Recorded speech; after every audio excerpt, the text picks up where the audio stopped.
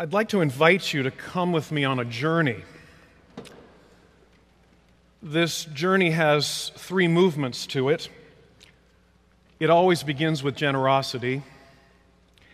It usually then moves into envy, and occasionally it moves to gratitude.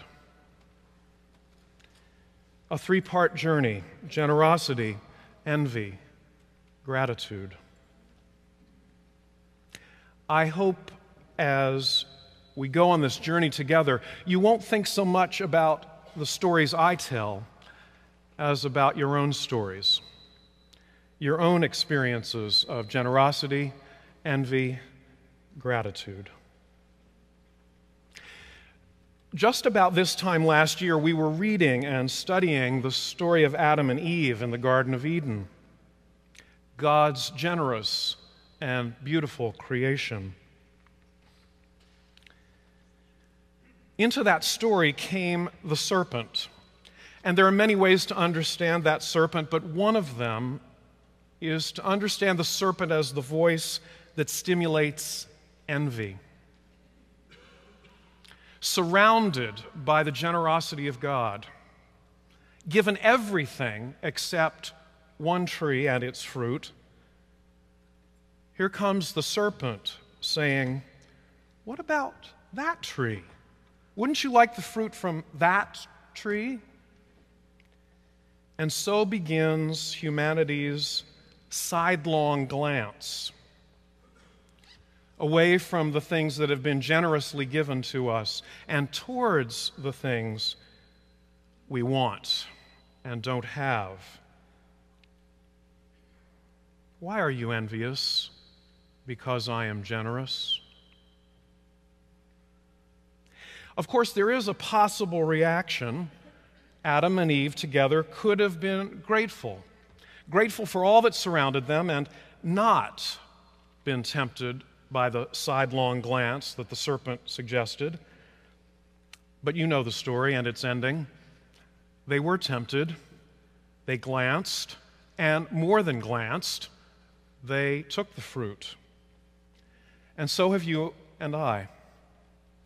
We've glanced at things that are not being offered to us, things offered to others, perhaps, and our envious sidelong glance says, "I want that tree, not all these others."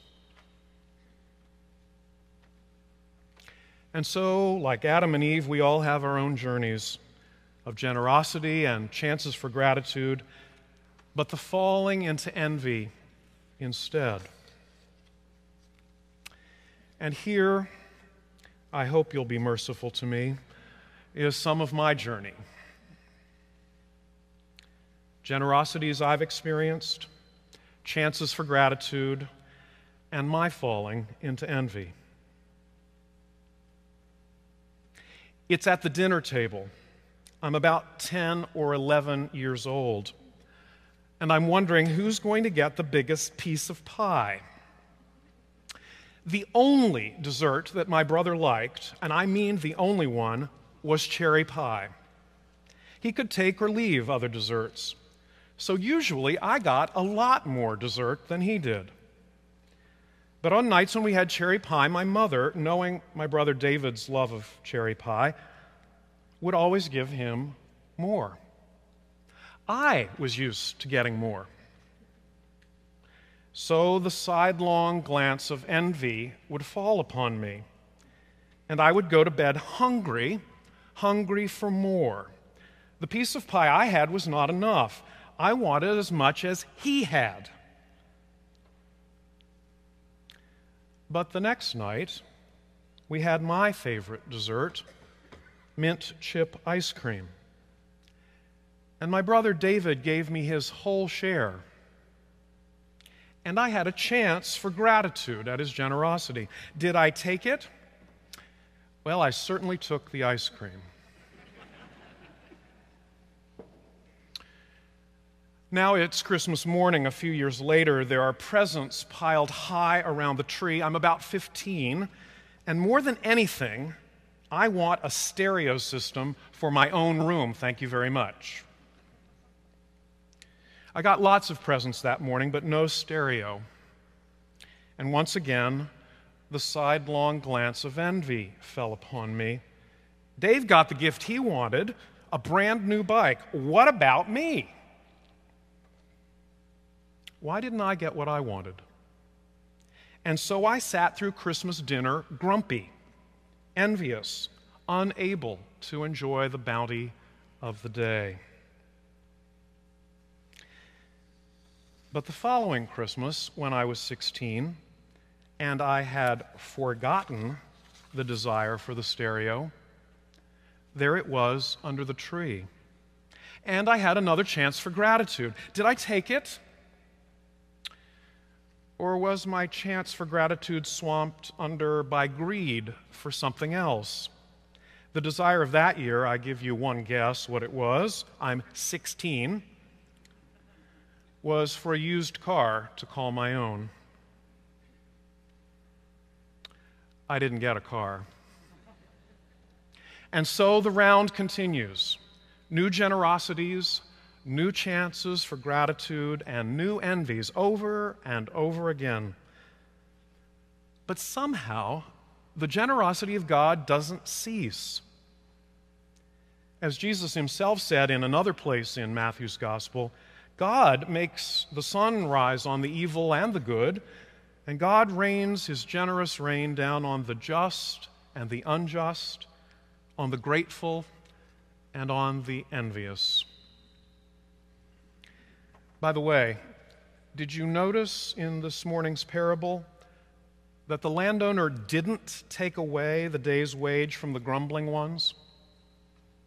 Even the envious and ungrateful, even the greedy, get their daily bread. So how do we get over envy and into gratitude? How does our envy get converted? All I know about this has to do with what I think of as the slow, slow drip of God's generosity, slowly wearing away the hardness of my heart, softening it, beginning to wash away maybe just one layer of envy, and maybe washing in a bit of gratitude in its wake. So let me tell you a story about Mark converting me. It's the summer of my 17th year of life now. I've got a job with a very low-scale landscaping firm in Baltimore. If any of you have lived in summer in Baltimore, landscaping work isn't fun. I think of summer in Baltimore as what I call 90-90. It's always 90 degrees or more, and the humidity is always in the 90% range. But someone got me this job. Was I grateful? I don't remember being grateful. I worked, and I worked from the middle of June through the middle of July. But we didn't have enough workers, and so one day, the head of this firm, a hard-scrabble man, lines in his face from having worked outdoors his whole life, as far as I could tell, went to a vacant lot to hire another worker. I was nervous. Was the new worker going to take my job? Mark got hired. He was a little older than I. He had not graduated from high school, and I took that opportunity to look down on him. That wasn't the only opportunity I took for looking down on him and judging him. His English wasn't very good. He had a few missing teeth, though he wasn't much older than I. But he was a hard worker. I worked side by side with him and barely spoke to him because I thought I was better than he. Lord, have mercy. At the end of one day, I noticed that I was itching like crazy. I looked down at my legs, and there were red welts beginning to rise. I had no idea what it was, but Mark knew. He said, "You've got chiggers." I had no idea what a chigger was, and we didn't have the internet then. So I had to ask him, "What's a chigger?" "Well, it's a bug that's bitten you and stuck its poison into you, and you're going to itch for a long, long time." In fact, I had an allergic reaction and had to be laid off of work for a while. One day, I was home alone. It was the end of the day, about 4 o'clock. The doorbell rang. I did not want to see anybody. I went to the door, and there was Mark. He wanted to know how I was. He had a sack. It had some food in it and a new bottle of calamine lotion. Drip, drip, drip.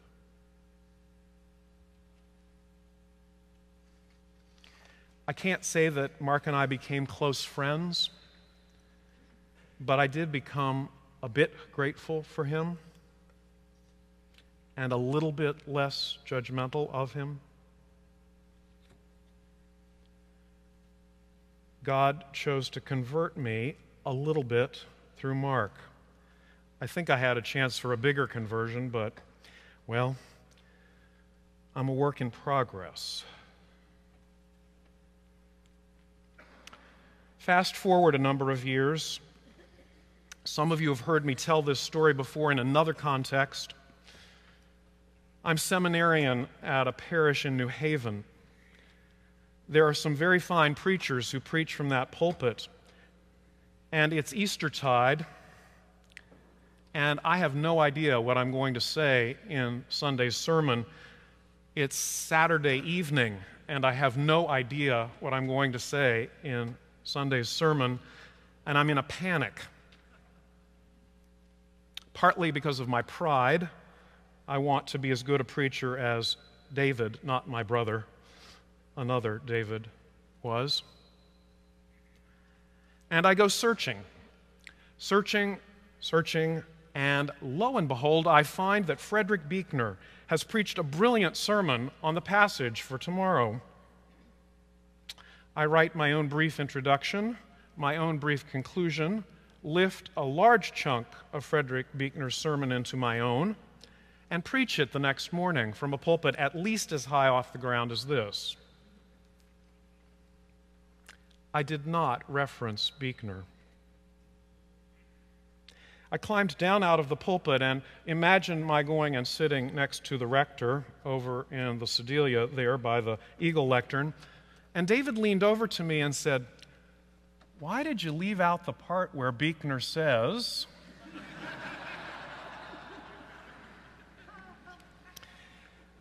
I knew he was brilliant, but I didn't know he had a photographic memory.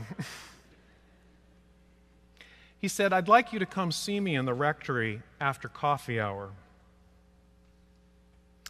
Mass went on. It was an Anglo-Catholic parish. Lots of incense. David kept smiling at me during the service. I kept thinking, the boom is about to be lowered, and I'm about to be taken away from the vocation that I want. He'll report me to the bishop, and I'll never be able to be ordained. We go through coffee hour, and David's just as kind to me as ever, but I'm still not getting it. I go to the front door of the rectory. He opens the door. He's in his cassock. That was sort of standard dress in that parish. He smiles at me and says, "Bill, you're too good a preacher to steal someone else's words. Go home and think about it," and closes the door. Drip, drip, drip.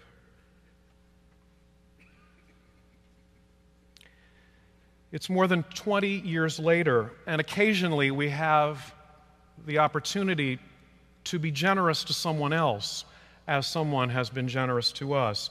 It's more than 20 years later. I'm sitting in the pew of St. Luke in the Fields in New York City, and one of the women clergy is preaching, and I don't like her preaching.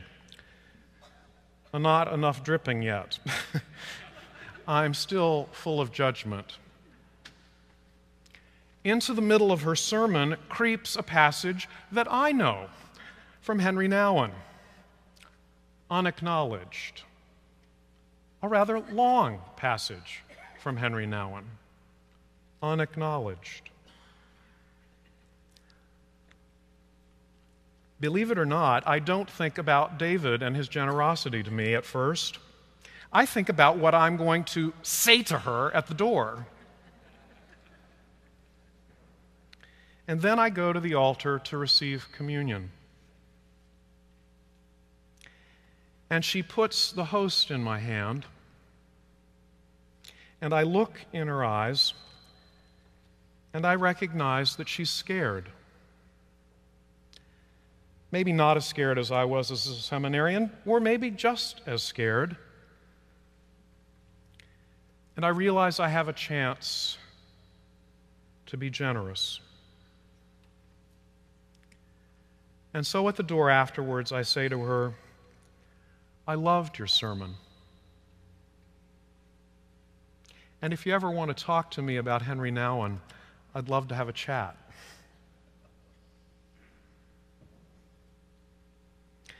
In a few minutes, you and I will come to this altar, and whether you've been grateful or envious this week, whether you've been just or unjust, and I suspect you've been some of each, bread will be put in your hands, and wine, if you want it, will cross your lips, drip, drip, drip, and you'll have a chance, and so will I, to be grateful, to say the thank you that the word Eucharist means, and to envy somebody near us just a little bit less, and maybe withhold our judgments. If you and I do that, we have one more thing to be grateful to God for.